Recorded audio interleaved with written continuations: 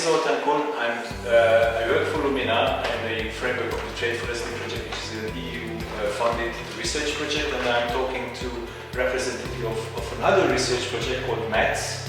And basically, for my first question is, can you introduce yourself and maybe your project and how it is linked to the Trade Forestry project? Thank you. Yes, very well welcome. MATS, MATS, stands for Making Agricultural Trade Sustainable.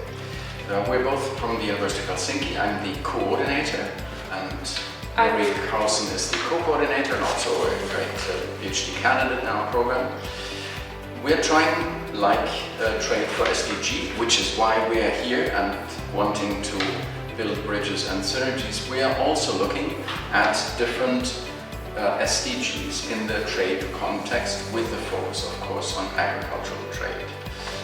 We are trying perhaps to focus stronger on human rights and social sustainability measures relative to Trade for SDG, and yet the overlaps and positive synergies are really obvious. Also, we've just, for example, heard about Ghana, cases that we also address. In other words, we see a lot of commodity modeling focus where we, I think, can both learn from each other, both in terms of methods and policy implications, and therefore also our joint idea is to go in the last year of the project to Brussels together and really make it clear how we created synergies in the projects and why this will be useful for the very same policymakers that we'll be meeting in Brussels eventually next year.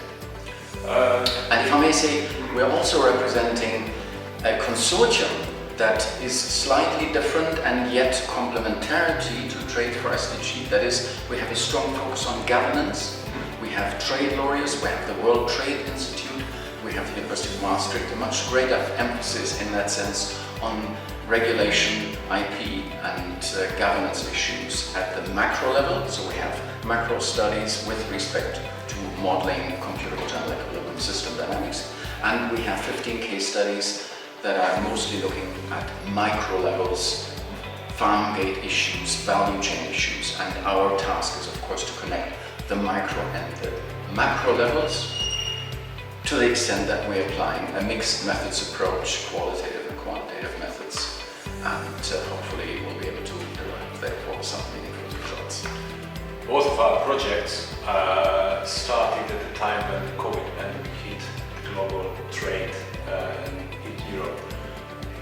Based on your experience, what was the impact of this COVID pandemic on trade or agriculture in our projects?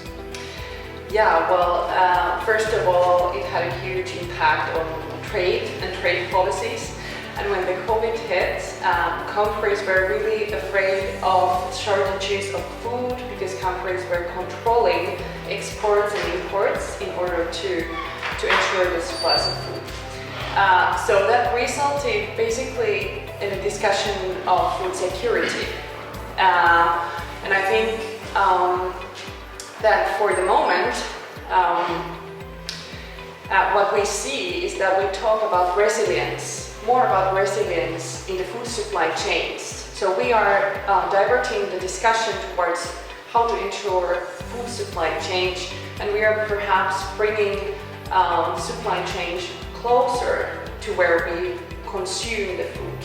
So we have to be sure and we have to look the trade in a perspective that we are not creating more trade barriers, so to say, that we ensure whether it's environmental reasons or whether it's human reasons, social reasons, that we are not creating more barriers. And that's perhaps the discussion that COVID initiated. So we are really taking care of reducing the trade barriers and keeping the trade policies so that we ensure the flow of food. If I may add, I think when we think of Ukraine and the Ukrainian war, that in particular added on top of COVID-19 this renewed emphasis on looking at the resilience of global value chains and food chains. So that is a clear factor. I would therefore also want to mention Ukrainian war. And when you think of the role of Russia, Belarus and Ukraine in the nexus of fertilizer and commodities trades, we cannot speak about trade in agri-food products in both of our projects without thinking of the resilience implications arising from the Ukrainian war.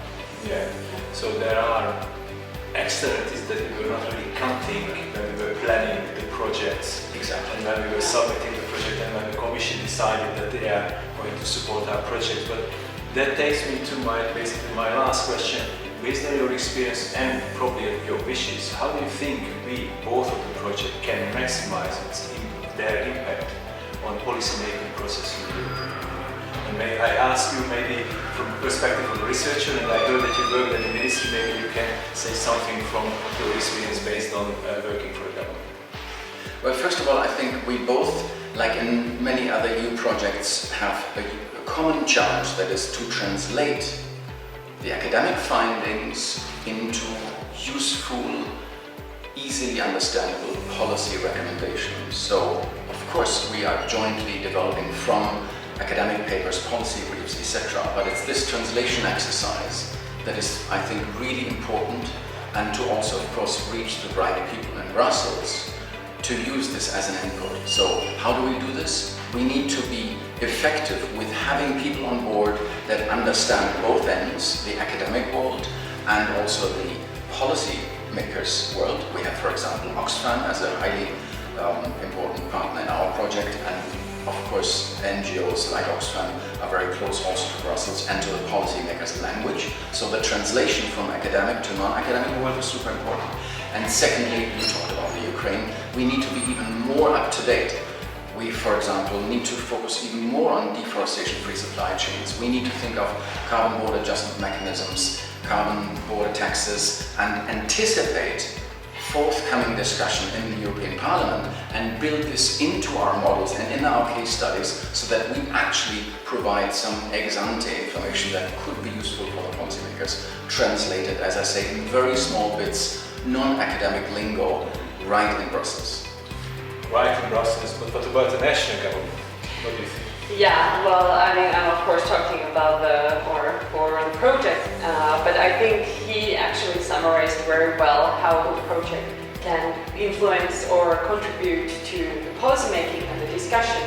And if I think about the big picture that is going on in the global governance, trade governance, environmental sustainability, social sustainability, I would say sustainable development is on the top agenda for the moment, and it's only rising in importance. So our projects can really bring that information from the local level, especially our project on that, and then the macro level, policy level, what your project can provide to this discussion.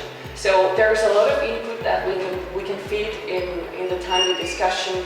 But as Bodo well said, we need to find the channels to bring those recommendations into the policy scene and to kind of get the message through. So I think that's what luckily, it seems both of the project has grant or on-site partners, like we work with Agricoltural, which is working with farmers. We work with WTO, the FAO in our project. So we have the high-level partners at the same time the lower-level partners. And very complementary. That's why I think we're here, that we want to, really make sense of taxpayers' money and also of farmers' welfare and the future, when we also think of developing countries being locked out, and all the debate in different sustainability dimensions. Only if we really pull the resources together and create some good synergies, only then do I think do we make justice to European taxpayers' money and to making trade and the world a little bit more sustainable. Yes, thank you very much for your time. Thanks. Thank you. Thank you.